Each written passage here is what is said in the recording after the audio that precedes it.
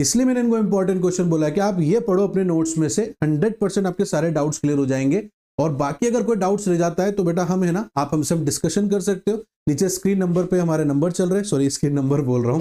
Foreign countries जो है visit करती हैं या bye the people of India and on the rising, तो इंडियन करेंसी ट्रांजैक्शन क्या होता है उसके बीच में डिफरेंशिएशन बताना है बेटा आप लोगों को।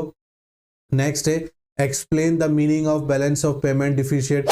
हेलो बच्चों, तो कैसे हैं आप सब? आई होप आप सब अच्छे होंगे और मस्त होंगे। मेरा नाम है शाहरुख खान और स्वागत करता हूं मैं आप सभी का हमारे इस यूट्यूब प्लेटफॉर्म पे जिसका नाम है FMI करियर इंस्टीट्यूट।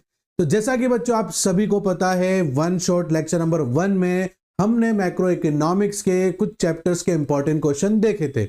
आज उसी सब्जेक्ट का लेक्चर नंबर 2 है जहां पर हम रिमेनिंग चैप्टर्स के इंपॉर्टेंट क्वेश्चंस देखेंगे बेटा। तो आज का हमारा मैक्रो इकोनॉमिक्स का ये इंपॉर्टेंट क्वेश्चन का लास्ट क्लास है। इसके बाद में हमारे इंडियन इकोनॉमी के ऊपर भी इंपॉर्टेंट क्वेश्चंस आने वाले हैं। तो इसी तरीके से हमारे साथ बने रहिएगा और इसी तरीके से हम लोग कोशिश करेंगे कि आपके जितने हो सकते हैं उतने डाउट्स क्लियर करें और उतना जितना आसान बना सकें क्लास को, उतना आसान बना सके बेटा। आपने हमारे वन शॉट जो अकाउंट से उसको भी बहुत प्यार दिया बेटा, जिसके लिए थैंक यू सो मच। वहां पर मैंने आप लोगों को एक बेसिक कॉन्सेप्ट दोबारा से इजी तरीके से बताने की कोशिश की, आप लोगों ने उसको बहुत प्यार दिया, उसके लिए थैंक यू सो मच बेटा। आप सब अपना प्यार हमारे इस वीडियो को, इन लेक्चर्स को, इन क्लासेस को इसी तरीके से देते रहिए बेटा। ये हमारा मनोबल बढ़ाता है और हम इसी तरीके से आप लोगों के लिए और हार्ड वर्क करने की कोशिश करते हैं बेटा। तो चलिए बिना किसी देरी के आज की इस क्लास को स्टार्ट करते हैं बेटा। तो देखो बेटा, आज हमारा लेक्चर नंबर 2 है और इस लेक्चर नंबर 2 में हम लोग जो हैं चैप्टर नंबर 5 से लेंगे, क्योंकि लास्ट हमने chapter number 4 aggregate demand and aggregate supply लिया था। ये हमारा equilibrium and disequilibrium in the economy है, जहां पर excess demand and deficit demand आपने सुना होगा बेटा, उसके बारे में बात करेंगे। हम यहाँ पर सेविंग्स और इन्वेस्टमेंट के बारे में बात करेंगे, उनके कॉन्सेप्ट्स के बारे में बात करेंगे बेटा। तो इसलिए ये लेक्चर भी बहुत इंपॉर्टेंट रहने वाला है आप लोगों के लिए बेटा। देखो, मैं आपको पहले ही समझा चुका हूं, मैं एक बार और दोबारा बताता हूं। जो बच्चे आज की क्लास में नए हैं वो भी आप सुन लें बेटा। इंपॉर्टेंट क्वेश्चन का यहां पर यह मीनिंग नहीं है कि इनमें से क्वेश्चंस आपके एग्जाम्स में आने वाले नहीं बेटा।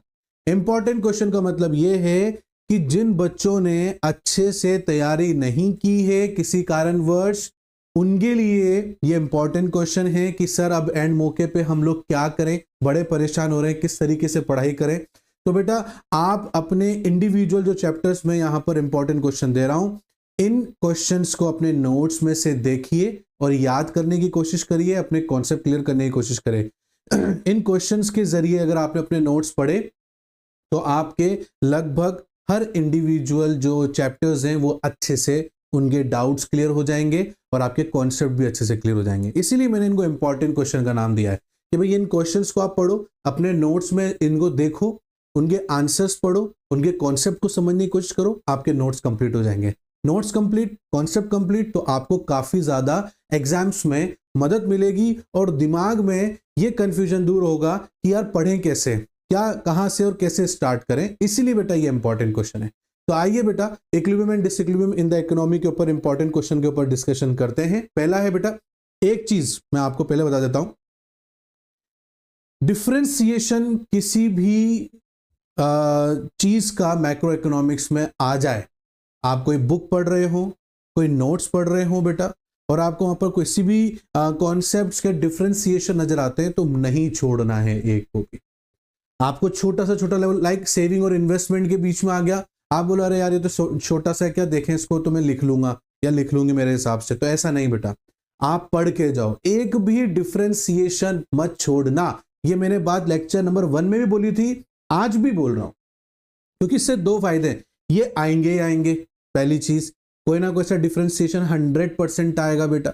दूसरा, डिफरेंशिएशन पढ़ने से हमारे कॉन्सेप्ट भी बहुत अच्छे से क्लियर होते हैं, क्योंकि वहां कंपैरिजन चलते हैं, ठीक है। तो इसीलिए डिफरेंशिएशन जहां देख लो, जिस बुक में देख लो, पढ़ लो, उसको समझ लो अच्छे से। Is that clear? चलो, तो पहला डिफरेंशिएशन आ गया बेटा, differentiate between full employment and under employment equilibrium, कि भाई आपको डिफरेंशिएशन करना आना चाहिए कि फुल एम्प्लॉयमेंट या अंडर एम्प्लॉयमेंट क्या होता है, ये आपको देखकर जाना है बेटा। दूसरा आपको यहाँ पर savings and investment are also equal discuss, saving और इन्वेस्टमेंट दोनों इक्वल होते हैं, इसके बारे में डिस्कशन करना है, ठीक है ना। इनके डायग्राम्स हैं तो डायग्राम भी आपको बनाकर जाने हैं बेटा, ठीक है ना। क्वेश्चन में पूछे नहीं पूछे, अगर किसी भी कॉन्सेप्ट का डायग्राम है और आपको पता है कि हाँ भाई इसका डायग्राम होता है तो बनाना ही है, भले ही वो क्वेश्चन 2 मार्क्स में क्यों ना आ रहा हो, डायग्राम बनाना है आपको, ठीक है। डेफिनेशन के बाद में डायग्राम बनाना है। तीसरा क्वेश्चन मतलब थर्ड क्वेश्चन है, डिस्कस करना है working of adjustment mechanism if aggregate demand is greater than aggregate supply. बिल्कुल सही बात है, ऐसे क्वेश्चन अगर आप पढ़ के जाओगे ना बेटा, कॉन्सेप्ट क्लियर है आपके, वो चैप्टर कंप्लीट है, ठीक है ना। दोबारा उस पर ना डाउट करने की जरूरत ही नहीं है। अगर ये क्वेश्चन आपने पढ़ लिए और इनके सवाल अपने नोट्स या बुक्स में जिसमें से भी आप पढ़ रहे हो उसमें अगर इनके ढूंढ लिए, आपका रिवीजन कंप्लीट है। Is that clear? क्योंकि जो भी क्वेश्चन बनने हैं वो इनमें से ही बनने हैं, इसलिए मैंने इनको इंपॉर्टेंट क्वेश्चन बोला कि आप ये पढ़ो अपने नोट्स में से, 100% आपके सारे डाउट्स क्लियर हो जाएंगे। और बाकी अगर कोई डाउट्स रह जाता है तो बेटा हम है ना, आप हमसे डिस्कशन कर सकते हो। नीचे स्क्रीन नंबर पे हमारे नंबर चल रहे हैं, सॉरी स्क्रीन नंबर बोल रहा हूँ स्क्रीन पर हमारे नंबर चल रहे हैं, वहां पर हमसे व्हाट्सएप के जरिए जुड़ सकते हो और वहां पर हमारे अपने डाउट्स हमसे क्लियर कर सकते हो। हम पूरी कोशिश करेंगे बेटा कि समय पर आपके डाउट्स क्लियर करें, ताकि आपको वेट ना करना पड़े, क्योंकि मुझे पता है आपके एग्जाम्स आने वाले हैं और आपके ऊपर बहुत ज्यादा प्रेशर है इस चीज का, ठीक है। तो आप हमसे पूछ सकते हैं बेटा। थर्ड क्वेश्चन मैंने बताया बेटा। फोर्थ देखो, in an economy aggregate demand is less than aggregate supply, explain the changes that will take place in this economy. अरे वाह, ऐसे क्वेश्चन अगर आ जाएंगे और ऐसे क्वेश्चन अगर आप नोट्स में ढूंढ कर ढंग से पढ़ लोगे बेटा, तो कॉन्सेप्ट तो बहुत अच्छे हो जाएंगे आप लोगों के। फिर भले ही एग्जाम में किसी भी तरीके से क्वेश्चन आ जाए, आप आंसर उसके दे दोगे। तो क्या लिखा गया है, एक इकोनॉमी के अंदर एग्रीगेट डिमांड अगर छोटा है एग्रीगेट सप्लाई से, इस चेंजेस का आपको इकोनॉमी के अंदर क्या इंपैक्ट देखने को मिलता है, क्या चेंजेस देखने को मिलता है, उसके बारे में डिस्कशन करना है बेटा। नेक्स्ट क्वेश्चन है, एक्सप्लेन करना है distinction between voluntary and involuntary unemployment क्या होता है। इसकी ये भी डिफरेंशिएशन क्वेश्चन है, ये भी आपको अच्छे से पढ़ना है बेटा। How bank rate and repo rate which instruments is more effective for terms goals to curves in inflation. हाँ, पहले तो आपको पता होना चाहिए बैंक रेट और रिपो रेट क्या होता है, उसके बाद में आप इस बात का पता लगाएं कि दोनों में से बेस्ट टूल्स आरबीआई का क्या रहेगा जिससे वो इन्फ्लेशन को अच्छे से कंट्रोल कर सके, ठीक है बेटा। ये क्वेश्चन है, explain the role of taxation in the reduction exchange demand, sorry excess demand, excess demand को कम करने के लिए टैक्सेशन का क्या रोल है, ये आपको पता होना चाहिए बेटा। What is mean by the inflationary gap, inflationary gap क्या होते हैं, इसके 3 मेजर्स आपको बताने हैं जो रिड्यूस करेंगे इस गैप को। इज दैट क्लियर बेटा? लास्ट है, what are open market operation, open market operation क्या होता है, how does this work as method for credit creation, और ये कैसे क्रेडिट क्रिएशन में काम करता है। ओपन मार्केट क्या होता है, बहुत इंपॉर्टेंट क्वेश्चन है, बनेगा इसका एक क्वेश्चन, ठीक है बेटा।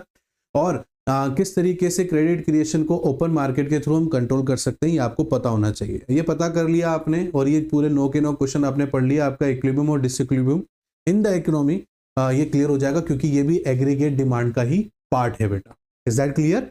आ रही बात समझ में? तो ये क्वेश्चंस आपको ध्यान से देखने हैं अपने नोट्स में और क्लियर करना है। नेक्स्ट चैप्टर पे चलते हैं बेटा हम लोग। नेक्स्ट चैप्टर हमारा जो है गवर्नमेंट बजट है और economy, government budget and the economy. मैंने आपको पहले बताया था हर कंट्री का एक जरूरी होता है कि वो अपना बजट बना के चले, ताकि उसको पता रहे, कंट्री को पता रहे कि हम कितना कहाँ पर खर्चा कर रहे हैं और कहाँ से हमारी कितनी इनकम जनरेट हो रही है। That is called government budget, ठीक है। गवर्नमेंट बजट अपनी जो बजट बनाती है वो मार्केट इकोनॉमी के अकॉर्डिंग बनाती है कि इकोनॉमी कैसी चल रही है, उसके अकॉर्डिंग गवर्नमेंट बजट डिसाइड किया जाता है, ठीक है ना। इसलिए government budget and the economy बोला गया है। अब आप ये नोट्स पढ़ने बैठ रहे हो तो आपको किन किन बातों का या कौन कौन से कॉन्सेप्ट्स आपको अच्छे से पढ़ के जाने हैं, जिससे आपके पूरे गवर्नमेंट बजट का जो चैप्टर है वो क्लियर हो जाए। तो पहली चीज है डिफरेंशिएशन, डिस्टिंग्विशन, ये कभी नहीं छोड़ना है बेटा। जैसे कि मेरा पहला क्वेश्चन है, distinction between revenue expenditure and capital expenditure, ये आपको पढ़ने जाना बेटा। Taxation is an effective tool to reduce the inequalities of the income, कि भाई टैक्सेशन जो होता है वो एक इफेक्टिव टूल होता है जिससे इनइक्वलिटी ऑफ इनकम को हम रिड्यूस कर सकते हैं। आपको ये आंसर जस्टिफाई करना है गिवन स्टेटमेंट में, विद वैलिड रीजन देना है आपको। ऐसे क्वेश्चंस आएंगे, ये क्वेश्चंस अगर आप नोट्स में पढ़ के चले गए बेटा तो आपका कॉन्सेप्ट क्लियर हो जाएगा। फोकस हमें हमारे इस टाइम पर कॉन्सेप्ट के ऊपर करना है, और इस तरीके से आप पढ़ोगे तो जल्दी भी अपने नोट्स कंप्लीट कर पाओगे और अपना कोर्स भी कंप्लीट कर पाओगे, प्लस कॉन्सेप्ट भी क्लियर हो जाएंगे। तीसरा देखो बेटा, government budget raises it's expenditure on producing public goods, which economic value does it reflect explain. ठीक है, गवर्नमेंट रेज इट्स एक्सपेंडिचर, वो अपने एक्सपेंडिचर को बढ़ाती है किसके ऊपर, प्रोडक्शन पब्लिक गुड्स के ऊपर, है ना, उसकी क्या रिफ्लेक्ट्स मतलब मार्केट में देखने को मिलेंगे बेटा, उसको एक्सप्लेन करना है, या पढ़ के जाए, ये भी अच्छा क्वेश्चन है, बन सकता है इसमें से question. Explain any one objective of government budget, कोई भी गवर्नमेंट का वन ऑब्जेक्टिव आप बता दें बेटा यहाँ पर कि गवर्नमेंट बजट क्यों बनाती है। ठीक है, वैसे तो 4-5 अपने नोट्स में भी लिख रखे, मैंने डिस्कशन भी किया था जब मैंने गवर्नमेंट बजट पढ़ाया था बेटा, तो वहां पर भी आप जाके लेक्चर में देख सकते हो बेटा। वापस distinction between direct tax and direct tax आ चुका है बेटा, तो यहाँ पर भी आप जो है डिफरेंशिएशन मैंने आपसे पहले ही बोला, एक का भी नहीं छोड़ना है। ठीक है, नेक्स्ट देखो बेटा, एक्सप्लेन करना है basis of classification classifying taxes into direct and indirect. ठीक है, टैक्सेस गिव एग्जांपल। ठीक है, आपको यहाँ पर जो है डायरेक्ट टैक्सेस के बारे में बताना है, और भारत के अंदर 2 तरीके से टैक्सेस लिए जाते हैं, डायरेक्ट और इनडायरेक्ट, इसके बारे में बताना है, और इनके एग्जाम्पल्स भी आपको देने हैं बेटा। अगेन एक और डिस्ट्रीब्यूशन आ गया बेटा, रेवेन्यू रिसिप्ट्स और कैपिटल रिसिप्ट्स, ये तो पता ही होना चाहिए बेटा, काफी ज्यादा मैंने देखा है बच्चों को बहुत कंफ्यूजन रहता है इन सब छोटे छोटे कॉन्सेप्ट्स के अंदर। तो इसीलिए गवर्नमेंट बजट के जितने भी रेवेन्यू एक्सपेंडिचर, रेवेन्यू रिसिप्ट्स वगैरह, ये जितने भी हैं इनको अच्छे से पढ़ के जाना, डिफरेंशिएशन आ सकते हैं, कॉन्सेप्ट अपने अच्छे से क्लियर हो जाएंगे, इसलिए इसको पढ़कर जरूर जाना। नेक्स्ट है, is the following a revenue expenditure और capital expenditure in the context of government budget, give reason. ठीक है ना, यहाँ पर आपके इस प्रकार के भी क्वेश्चन आ सकते हैं कि भैया आपके पास में रेवेन्यू एक्सपेंडिचर, कैपिटल एक्सपेंडिचर है, कॉन्टेक्स्ट और गवर्नमेंट बजट में आपको इसका रीजन देना है। जैसे कि expenditure on collection of taxes, कि भाई कलेक्शन ऑफ टैक्स के लिए गवर्नमेंट कैसे खर्चा करती है, क्या करती है, वो देखना है।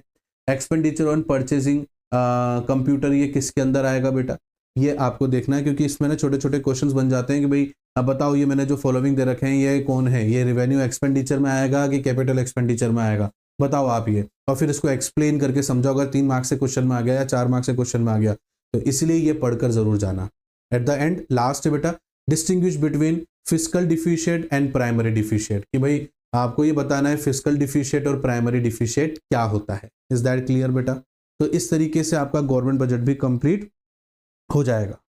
नेक्स्ट देखते हैं बेटा, फॉरेन एक्सचेंज रेट। आप सबको पता है फॉरेन अफेयर्स के बारे में, ठीक है ना, हमें किसी दूसरी कंट्री के साथ बिजनेस करना है, कोई चीज़ इंपोर्ट एक्सपोर्ट करनी है, तो सामने वाली कंट्री की हमें जो है करेंसी की नीड होती है, इसीलिए फॉरेन एक्सचेंज रेट आपका चैप्टर है ना। और इसमें अगर आप पढ़ने बैठ रहे हो तो आपको किन किन बातों का ध्यान रखना है, कौन कौन से क्वेश्चन पे ज़्यादा ध्यान देना, जिससे आपके पूरे नोट्स कंप्लीट हो जाएंगे। तो पहला है बेटा डिफरेंशिएशन, मैं पहले ही बोल रहा हूँ, एक भी नहीं छोड़ना है, ठीक है ना। जैसे डेप्रिसिएशन और डिवैल्यूएशन क्या होता है, इन दोनों के बीच का डिफरेंस क्या होता है वो आपको पता होना चाहिए। ये भी छोटे छोटे क्वेश्चन 1 मार्क्स में 2 मार्क्स में आ जाते हैं और बच्चे यहीं पर ही कंफ्यूज हो जाते हैं, तो इनको अच्छे से पढ़ के जाना है बेटा। What are fixed exchange rate, flexible exchange rate क्या होता है, इसके बारे में अच्छे से पढ़ के जाना और इनके डायग्राम्स पे अच्छे से देख के जाना बेटा।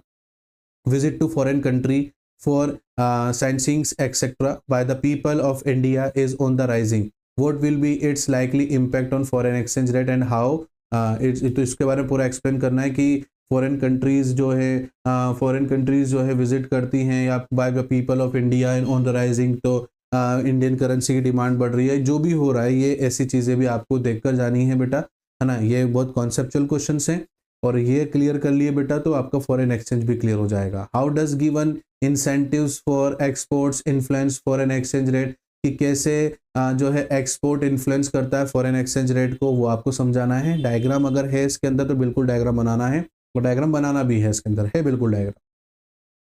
नेक्स्ट देखो बेटा, foreign exchange rate in India is on the rise recently, ठीक है ना। इंडिया का जो फॉरेन एक्सचेंज रेट है वो रिसेंटली बढ़ा है। अब what impact is it likely to have on export and how, और इसका एक्सपोर्ट के ऊपर, क्योंकि जो फॉरेन एक्सचेंज बढ़ा है इसका इंपोर्ट के ऊपर एक्सपोर्ट के ऊपर क्या इम्पैक्ट देखने को मिलेगा वो बताना है आपको, और उसको एक्सप्लेन करना है कि भैया क्या असर देखने को मिलेगा। नेक्स्ट क्वेश्चन देखो बेटा, क्वेश्चन नंबर 5, 2 बार मैंने 5 लिख दी बेटा, है ना। नेक्स्ट क्वेश्चन है, when the price of a foreign currency falls the demand for that foreign currency rises, explain why। ठीक है, प्राइस ऑफ फॉरेन करेंसी अगर कम हो जाती है तो डिमांड फॉर फॉरेन करेंसी बढ़ जाती है, एक्सप्लेन करो क्यों। अब देखो ना, ऐसे क्वेश्चन आप पढ़ के जाओगे ठीक है ना, अपने नोट्स में से, तो मुझे बताओ कैसे आपके आपके जो है कॉन्सेप्ट क्लियर नहीं होंगे बेटा? बिल्कुल कॉन्सेप्ट क्लियर होंगे। तो इसको पढ़ के जाना है, ठीक है ना। साथ में इधर ये क्वेश्चन ले लो, इधर अपने नोट्स लेकर बैठ जाओ और पढ़ो, क्वेश्चन पढ़ो, उसके आंसर्स अपने नोट्स में आप बुक में ढूंढो बेटा और उसको सॉल्व करने की कोशिश करो बेटा। इज दैट क्लियर बेटा? मेरी बात समझ में आ रही है ना आप लोगों को? नहीं आ रही है, कोई डाउट है, कोई कमी नजर आ रही है आपको, तो बिल्कुल बताना है बेटा कि सर हमें ये भी चीज़ समझ में नहीं आई, आप प्लीज़ ये भी बताइए, ठीक है? तो मैं बिल्कुल बताऊंगा आप लोगों को, है ना। और कमेंट करिए बेटा, अगर कमेंट में भी आप कमेंट भी कर सकते हैं, वहाँ भी डाउट पूछ सकते हैं, व्हाट्सएप के जरिए भी हमसे आप डाउट पूछ सकते हैं बेटा। इज दैट क्लियर बेटा? नेक्स्ट देखो बेटा, यहाँ पर क्या है, यहाँ पर है when the price of a foreign currency fall the supply of that foreign currency also fall. सही है, जब price of foreign currency fall हो जाती है तो सप्लाई भी कम हो जाएगी। इस कॉन्सेप्ट को भी क्लियर कीजिए। तो बिल्कुल इस कॉन्सेप्ट को भी क्लियर कर देंगे बेटा। ये जो 2 क्वेश्चन मैंने पढ़ाए हैं ना आप लोगों को, ये इसमें डायग्राम है, और बोले चाहे नहीं बोले, देखो अभी इस क्वेश्चन में बोला नहीं है डायग्राम बनाने के लिए, बट आपको फिर भी बनाना है, उससे अच्छा इंप्रेशन पड़ता है बेटा, ठीक है। तो बोले चाहे नहीं बोले, अगर किसी भी कॉन्सेप्ट्स के अंदर अगर आपको लगता है कि डायग्राम है, तो आपको क्वेश्चन में बोला गया हो चाहे नहीं बोला गया हो, आपको डायग्राम बनाकर आना ही है। इज दैट क्लियर बेटा? मेरी बात समझ में आ रही है आप लोगों को? नेक्स्ट देखो, एक्सप्लेन करना है relationship between fall in the price of US dollar and it's demand, ठीक है ना। रिलेशन समझाना है आपको यहाँ पर प्राइस के बीच में और डिमांड के बीच में, कि भाई यूएस डॉलर की प्राइस अगर बढ़ती है तो डिमांड क्या रहेगा, यूएस डॉलर की प्राइस कम होती है तो डिमांड क्या रहेगा। इस कॉन्सेप्ट को आपको समझाना है बेटा, ठीक है। ऐसे भी क्वेश्चंस आते हैं। नेक्स्ट क्वेश्चन है, explain the meaning of manage floating exchange rate. Manage floating exchange rate क्या होता है, ये भी आपको समझाना है बेटा। नेक्स्ट है, आपको एक्सप्लेन करना है effect of depreciation of domestic currency on export. क्या आपको एक्सप्लेन करना है इफेक्ट, कि अगर डेप्रिसिएशन हो जाता है डोमेस्टिक करेंसी में एक्सपोर्ट के दौरान में, तो उसका क्या आपको इफेक्ट देखने को मिलेगा, ये आपको समझाना है। इज दैट क्लियर बेटा? ये कुछ क्वेश्चंस मैंने दिए हैं, इन क्वेश्चन से आपने अपने कॉन्सेप्ट क्लियर कर लिए तो आपका फॉरेन एक्सचेंज भी कंप्लीट हो जाएगा बच्चों। Is that clear? लास्ट है हमारा balance of payment, last chapter है बेटा। इसको भी हमें कैसे पढ़ना है, जैसे what is the balance of payment account. Balance of payment account क्या होता है, where are borrowings from abroad recorded and why, और कैसे यहाँ पर बोरोविंग जो है अब्रॉड में जो है रिकॉर्ड करते हैं और क्यों रिकॉर्ड की जाती है, क्योंकि बैलेंस ऑफ पेमेंट का मतलब ही क्या होता है, सिस्टमैटिक रिकॉर्ड, है ना। सभी चीज का सिस्टमैटिक रिकॉर्ड रखना, और ऐसे रिकॉर्ड्स क्यों रखे जाते हैं, इसके एक्सक्यूजेज आपको देखने होंगे बेटा, तो आपको नोट्स में इसके एक्सक्यूजेज मिल जाएंगे बेटा। नेक्स्ट है, state on which side of capital account और current account will the following transaction be recorded and why. बिल्कुल सही बात है बेटा, आपके पास में कुछ रीजन दिए जाएंगे, कैपिटल अकाउंट में आएगा कि करंट अकाउंट में, ये आपको बताना है और उसको एक्सप्लेन भी करना है। जैसे कि आपके पास आ गया interest on loan received from Nepal. Nepal से अगर आपको लोन मिला है, ठीक है ना, तो इंटरेस्ट मिला है, सॉरी लोन का इंटरेस्ट मिला है नेपाल से, तो उसको किस में डालोगे, कैपिटल अकाउंट में कि करंट अकाउंट में, और जिसमें भी डालोगे तो उसका एक्सक्यूज देना है। अगर 3 मार्क्स में, 4 मार्क्स में या 6 मार्क्स में क्वेश्चन आते हैं तो, जैसे import of mobile phones from China, आप चाइना से इंपोर्ट कर रहे हो मोबाइल फोन चाइना से, है ना, इंडिया के अंदर, तो ये कैपिटल अकाउंट में आएगा, करंट अकाउंट में आएगा, ये आपको बताना है उसमें। नेक्स्ट क्वेश्चन है, डिफाइन करना है ट्रेड सरप्लस क्या होता है और how is it different from current account surplus, और ये करंट अकाउंट सरप्लस से बिल्कुल अलग क्यों होता है और कैसे होता है, सॉरी क्यों नहीं, कैसे होता है, ठीक है, ये आपको समझाना है। डिफरेंशिएशन आ गया, डिस्ट्रीब्यूशन बिटवीन, जैसे ट्रेड डिफिशिएट और करंट अकाउंट डिफिशिएट क्या होता है, इसके बीच का आपको डिफरेंस बताना है। ऐसे डिस्ट्रीब्यूशन बिटवीन जो है करंट अकाउंट और कैपिटल अकाउंट के बीच में क्या होता है, ये आपको बताना है। State the component of capital account of balance of payment, कि यहाँ पर आपको कंपोनेंट्स बताने हैं capital account of balance of payment के बेटा। अगेन एक और डिस्टिंग्विशन बिटवीन आ गया बेटा, ऑटोनोमस और अकोमोडेटिंग ट्रांजैक्शन क्या होता है, उसके बीच में डिफरेंशिएशन बताना है बेटा आप लोगों को। नेक्स्ट है, explain the meaning of balance of payment deficit, आपको बैलेंस ऑफ पेमेंट का डिफिशिएट का मतलब बताना है बेटा। अगेन डिफरेंशिएशन आ गया करंट अकाउंट सरप्लस और करंट अकाउंट डिफिशिएट के बीच में बेटा। तो ये इस तरीके से आप अपने अगर सभी नोट्स को पढ़ोगे बेटा, तो ये जितने भी क्वेश्चन मैंने बताए ना बेटा आप लोगों को, ये अगर आप उसमें से पढ़ के जाओगे तो आपके सारे नोट्स अच्छे से कंप्लीट हो जाएंगे और आपके कॉन्सेप्ट भी क्लियर हो जाएंगे, क्योंकि जो भी क्वेश्चंस बनाए जाएंगे, ये जो मैंने क्वेश्चन आपको बताए हैं, इन्हीं के ही बीच में कॉन्सेप्ट घूमेंगे क्वेश्चंस के। और अगर आपने यही क्वेश्चन पढ़ लिए अच्छे से और अपने कॉन्सेप्ट क्लियर कर लिए, तो क्वेश्चन एग्जाम में किसी प्रकार का आ जाए, कैसा भी आ जाए, आप उसका आंसर बहुत इजी वे में और बहुत अच्छे से दे दोगे, मुझे पूरा विश्वास है। Is that clear? तो ये क्वेश्चन जितने भी मैंने दिए हैं लेक्चर नंबर 1 में, लेक्चर नंबर 2 में, बेटा इसका स्क्रीनशॉट लो, इसको साथ में नोट्स के साथ लेकर बैठो, इनके आंसर्स ढूंढो, इनके कॉन्सेप्ट को समझने की कोशिश करो। रटना बिल्कुल नहीं है, मैं फिर बोल रहा हूँ, रटोगे तो फंसोगे। इसलिए इन क्वेश्चंस को देखो, पढ़ो, इनके आंसर्स को नोट्स में, बुक्स में ढूंढो और उनके कॉन्सेप्ट्स को क्लियर करने की कोशिश करो। रटना बिल्कुल नहीं है। ये चीज कर लिया बेटा तो कम समय में भी आप अच्छे से स्कोर कर सकते हो अपने 12th के एग्जाम में। डरना बिल्कुल नहीं है, घबराना बिल्कुल नहीं है। ये क्वेश्चन लेके बैठ जाओ। नेक्स्ट लेक्चर में मैं आपको इंडियन इकोनॉमी के बारे में भी बताऊंगा, उसके लिए भी इंपॉर्टेंट क्वेश्चन लेकर आऊंगा। तो जहां तक है मेरी पूरी कोशिश है कि आपके एग्जाम्स होने से पहले मैं इंपॉर्टेंट क्वेश्चन आपको प्रोवाइड करा दूं। फिर भी अगर आपको किसी क्वेश्चन में दिक्कत आती है, उसका आंसर आपको चाहिए बेटा, तो नीचे स्क्रीन पर नंबर चल रहे हैं, व्हाट्सएप पे आप हमसे जुड़ सकते हैं और वहां हमसे पूछ सकते हैं। हम आपके आंसर को जवाब जरूर देंगे और चाहे तो कमेंट बॉक्स में भी पूछोगे तो वहां पर भी हम आपको बता देंगे बेटा। बट हार्डवर्क करो, यही समय है अभी मेहनत करने का। जितना मेहनत करोगे उतने ही ज्यादा मार्क्स आपके आएंगे। अदरवाइज हम लोग हैं सही आपके पास में, आपको कोई भी डाउट होता है तो पूछ सकते हैं। तो चलिए आज की इस क्लास को करते हैं यहीं ब्रेक, मिलते हैं नेक्स्ट क्लास में। अगर आपको आज का लेक्चर भी अच्छा लगा हो बेटा तो प्लीज लाइक जरूर करना, शेयर जरूर करना अपने दोस्तों के साथ में, और सब्सक्राइब करना और बेल आइकन प्रेस करना बिल्कुल मत भूलना। तो मिलते हैं नेक्स्ट क्लास में, तब तक के लिए thank you and bye bye बच्चों।